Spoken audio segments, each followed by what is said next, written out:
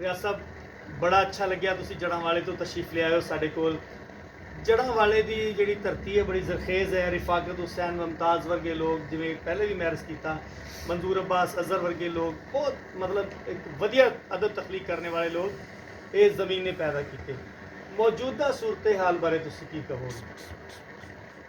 सरमल भाई नाउमीदी नहीं जी, लेकिन ये चूँकि ऐसा शोबा है ਜਿਹੜਾ ਨਾਨ ਪ੍ਰੋਫਿਟੇਬਲ ਤੁਹਾਨੂੰ ਪਤਾ ਹੈ ਜੀ। ਕਿ ਇਹਦੇ ਵਿੱਚ ਆ ਕੇ ਵਰਿਆਂ ਲੱਗਦੇ ਨੇ ਤੁਹਾਨੂੰ ਆਪਣੀ ਅਗਰ ਤੁਸੀਂ ਕਿਤਾਬ ਲਿਆਉਣ ਤੱਕ ਪਹੁੰਚ ਜਾਂਦੇ ਆ, ਫਿਰ ਉਹਨੂੰ ਛਪਾਉਣ ਵਾਸਤੇ ਕੋਈ 50,000 ਰੁਪਈਆ ਉਹ ਵੀ ਚਾਹੀਦਾ ਹੁੰਦਾ, ਫਿਰ ਲੋਕਾਂ ਨੂੰ ਵੰਡਣ ਵਾਸਤੇ ਉਹਨਾਂ ਦੇ ਘਰ ਘਰ ਵੀ ਜਾਣਾ ਪੈਂਦਾ। ਇਸ ਵਾਸਤੇ ਕੋਈ ਸ਼ੇਖ ਕਿਸਮ ਦੇ ਲੋਕ ਤਾਂ ਇਹਦੇ 'ਚ ਆਉਂਦੇ ਨਹੀਂ ਹੈ, ਉਹ ਸਾਡੇ ਵਰਗੇ ਸਿੱਧੇ ਸਾਦੇ ਜਿਹੜੇ ਲੋਕ ਆ ਉਹ ਹੀ ਆਉਂਦੇ। ਅਤੇ ਬਹੁਤ ਸਾਰੇ ਪੜ੍ਹੇ ਲਿਖੇ ਲੋਕ ਜਿੱਦਾਂ ਕਿ ਪ੍ਰੋਫੈਸਰ ਵਕਾਰ ਸ਼ਾਹ ਸਾਹਿਬ ਅਤੇ ਔਰ ਦੂਸਰੇ ਰਿਫਾਕਤ ਹੁਸੈਨ ਮੁਮਤਾਜ਼ ਜਿਹੜੇ ਸਾਡੇ ਲੇਜੈਂਡ ਨੇ, ਉਹ ਇਹਨਾਂ ਨੇ ਕੰਮ ਕੀਤਾ। ਅਸੀਂ ਉਹਨਾਂ ਨੂੰ ਵੇਖ ਕੇ ਉਹਨਾਂ ਦੇ ਲੀਹਾਂ 'ਤੇ ਟੁਰੇ ਜਾ ਰਹੇ ਹਾਂ। ਅਤੇ ਤੁਸੀਂ ਵੀ ਉੱਥੇ ਰਹੇ ਆ, ਵਾਰਿਸ ਅਲੀ ਵਾਰਿਸ ਸਾਹਿਬ ਵੀ ਰਹੇ ਆ, ਮੁਨੱਵਰ ਸ਼ਕੀਲ ਵੀ ਆ, ਅਤੇ ਥੋੜ੍ਹਿਆਂ ਨਾਲ ਸਾਡੇ ਸ਼ਾਮਲ ਆ, ਉੱਥੇ ਬਹੁਤ ਅੱਛੇ ਦੋਸਤ ਆ। ਲੇਕਿਨ ਬਹੁਤ ਅੱਛਾ ਲਿਖਿਆ ਜਾ ਰਿਹਾ, ਲੇਕਿਨ ਹਜੇ ਵੀ ਬਿਹਤਰੀ ਦੀ ਗੁੰਜਾਇਸ਼ ਹੈ। ਔਰ ਉਹਦੀ ਇੱਕ ਮਿਸਾਲ ਅਸਲਾਨ ਸਾਦਕ ਦੀ ਹੈ। ਮੈਨੂੰ ਬੜੀ ਖੁਸ਼ੀ ਹੋਈ ਕਿ ਮੇਰੇ ਨਜ਼ਦੀਕ ਰਹਿੰਦੇ ਨੇ ਔਰ ਬੜੀ ਤੇਜ਼ੀ ਨਾਲ ਤਰੱਕੀ ਕਰ ਰਹੇ ਨੇ। ਤੇ ਨਾਮੀਦੀ ਨੇ, ਲੇਕਿਨ ਹਜੇ ਬਹੁਤ ਸਾਰੇ ਕੰਮ ਦੀ ਜ਼ਰੂਰਤ ਹੈ।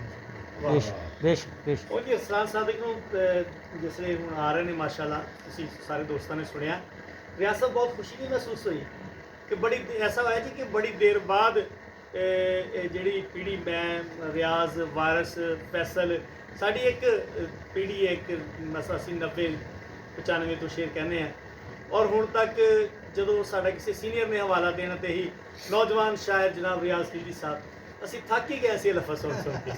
ਤੇ ਬੜੇ ਅੱਛਾ ਹੈ ਕਿ ਅਰਸਲਾਨ ਸਾਦਕ ਆਇਆ। ਚਲੋ ਕਮ ਅਜ਼ ਕਮ ਇਹ ਤਾਂ ਹੋਇਆ ਕਿ ਅਗਲੀ ਇੱਕ ਜਿਹੜਾ ਸਿਲਸਿਲਾ ਹੈ ਉਹ ਤੁਹਾਨੂੰ ਹੁਣ ਕੀ ਕਹਿੰਦੇ ਬੜਾ ਅੱਛਾ ਲੱਗਿਆ। ਅਤਾ ਫਰਮਾਓ ਜੀ। ਆਓ ਜੀ, ਸੁਣਾਓ ਜੀ। ਦੋ ਤਿੰਨ ਸ਼ੇਰ ਉਰਦੂ ਦੇ ਜੀ। ਨਾਲੇ ਦੇਖੋ ਜੀ, ਜੇ ਇਸ ਧਰਤੀ ਤੇ ਨਵੀਂ ਨਸਲ ਨਹੀਂ ਨਾ ਆਉਂਦੀ, ਬੇਸ਼ੱਕ ਉਹ ਬਾਂਝ ਨਹੀਂ ਟੁਰਦਾ, ਉਹ ਧਰਤੀ ਬਾਂਝ ਹੋ ਕਈ ਅਮਲ ਰੁਕ ਜਾਂਦਾ ਹੈ। ਬੇਸ਼ੱਕ ਜੀ, दो तीन शेर उर्दू दे, जी। एक आखिरी पंजाबी की बात जी। जी। हमारी आंख में जब भी नमी महसूस होती है, हमारी आंख में जब भी नमी महसूस, हमारी आंख में जब भी नमी महसूस होती है, हकीकत में तुम्हारी ही कमी बहुत अच्छा है। वाह वाह वाह वाह। वाह वाह वाह वाह वाह, क्या बात। हमारी आंख में जब भी नमी महसूस होती है, हकीकत में तुम्हारी ही कमी महसूस होती है, और तेरे चेहरे से जब तक मैं खुशी को पढ़ नहीं लेता, हाय हाय हाय, तेरे चेहरे से जब तक मैं खुशी को पढ़ नहीं लेता, मुझे तो सांस भी जैसे कमी महसूस होती है। वाह वाह वाह कमी बहुत होती है। वाह वाह वाह बहुत वाह। अच्छा। मैं फ़ौरन बदगुमानी की फिजा तफरीक करता हूँ, हाय, मैं फ़ौरन बदगुमानी की फिजा तफरीक करता हूँ, ज़रा सी गर्द जो मुझको जमी महसूस होती है। यार बहुत खूबसूरत, वाह वाह, बहुत खूबसूरत शेर है यार, क्या। मैं फ़ौरन बदगुमानी की फिजा तफरीक करता हूँ, ज़रा सी गर्द जो मुझको जमी महसूस होती है, और हवाए गर्म जो तेरे कभी एहसास को छू ले, वाह। हवाए गर्म जो तेरे कहीं एहसास को छू ले, मुझे तो उसकी हिद्दत, मुझे भी उसकी हिद्दत लाजमी महसूस होती है। लाजमी महसूस होती क्या हवाए गर्म जो तेरे कहीं एहसास को छू ले, मुझे भी उसकी मुझे भी हिद्दत उसकी हिद्दत लाजमी महसूस होती। बहुत अच्छा शेर है, बहुत लाजमी और महसूस। एक पंजाबी गज़ल चंद शेर जी, दोबारा जी। याद कि जद ए मेरा अंदर भी बाहर वर्गा सी, बहुत सी गजल। जद मेरा अंदर भी बाहर वर्गा सी, रब भी कोल बिठा के गल्लां गल्लां करदा सी। करदा। यार क्या बात है, वाह वाह वाह वाह वाह। बहुत अच्छे, वाह वाह। जद मेरा अंदर भी बाहर वर्गा वर्गा सी, जी। रब भी बहुत कोल अच्छा बिठा के गल्लां करदा सी, बहुत बड़ा शेर है ये।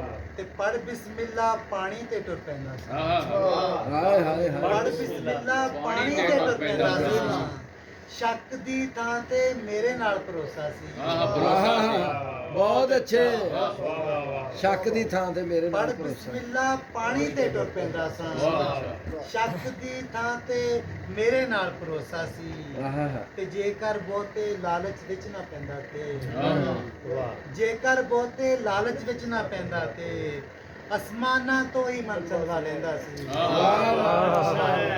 वाह वाह वाह ਜੇਕਰ ਬਹੁਤੇ ਲਾਲਚ ਵਿੱਚ ਨਾ ਪੈਂਦਾ ਤੇ ਅਸਮਾਨਾਂ ਤੋਂ ਹੀ ਮਨ ਚਲਵਾ ਲੈਂਦਾ ਸੀ ਤੇ ਫਿਰ ਲੰਘਿਆ ਤੇ ਜਿੱਥੇ ਉਹਨੂੰ ਮਿਲਿਆ ਸੀ ਹਾਏ ਹਾਏ ਫਿਰ ਲੰਘਿਆ ਤੇ ਜਿੱਥੇ ਉਹਨੂੰ ਮਿਲਿਆ ਸੀ ਹੋਰ ਸਰੂ ਦਾ ਬੂਟਾ ਉੱਗਿਆ ਹੋਇਆ ਸੀ ਹਾਏ ਹਾਏ ਹਾਏ ਹਾਏ ਦਾ ਬੂਟਾ ਹੋ ਗਿਆ ਬਹੁਤ ਹੀ ਅੱਛੇ ਫਿਰ ਕਿਆ ਲੰਘਿਆ ਤੇ ਕਹਿਨੇ ਜਿੱਥੇ ਵਾਹ ਉਹਨੂੰ ਮਿਲਿਆ ਸੀ ਹੋਰ ਸਰੂ ਦਾ ਬੂਟਾ ਉੱਗਿਆ ਹੋਇਆ ਸੀ ਤੇ ਉਹਦੀ ਇੱਕ ਤਸਵੀਰ ਸੰਭਾਲੀ ਹੋਈ ਏ ਹਾਂ ਵਾਹ ਉਹਦੀ ਇੱਕ ਤਸਵੀਰ ਸੰਭਾਲੀ ਹੋਈ ਏ ਮੈਂ ਵੀ ਜਦ ਆਪਣੀ ਤਸਵੀਰਾਂ ਵਰਗਾ ਸੀ ਆਹ, ਬਹੁਤ ਅੱਛੇ ਭਾਈ ਕਿਆ ਵਾਹ ਖਿਆਲ ਵਾਹ ਵਾਹ ਭਾਈ ਵਾਹ ਉਹਦੀ ਇੱਕ ਵਾਹ ਤਸਵੀਰ ਸੰਭਾਲੀ ਹੋਈ ਏ ਮੈਂ ਵੀ ਜਦ ਆਪਣੀ ਤਸਵੀਰਾਂ ਵਰਗਾ ਸੀ ਵਾਹ ਵਾਹ ਵਾਹ ਤੇ ਜੇ ਮੈਂ ਰੱਬ ਨੂੰ ਰਾਜ਼ੀ ਕਰਨਾ ਹੁੰਦਾ ਤੇ ਹਾਂ ਗਜ਼ਾਲੀ ਸਾਹਿਬ ਜੀ ਜੀ ਜੇ ਮੈਂ ਰੱਬ ਨੂੰ ਰਾਜ਼ੀ ਕਰਨਾ ਹੁੰਦਾ ਤੇ ਸ਼ਹਿਰ ਅਗ ਦੇ ਵਿੱਚੋਂ ਵੀ ਤੇ ਇੱਕ ਰਸਤਾ ਸੀ ਓਏ ਹੋਏ ਜੇ ਮੈਂ ਰੱਬ ਨੂੰ ਰਾਜ਼ੀ ਕਰਨਾ ਬਈ ਹੁੰਦਾ ਅੱਛਾ ਹੈ ਸੁਭਾਨ ਅੱਲਾਹ ਸ਼ਹਿਰ ਅਗ ਦੇ ਵਿੱਚੋਂ ਵੀ ਤੇ ਇੱਕ ਰਸਤਾ ਸੀ ਕੀ ਬਾਤ ਕੀ ਬਾਤ ਵਾਹ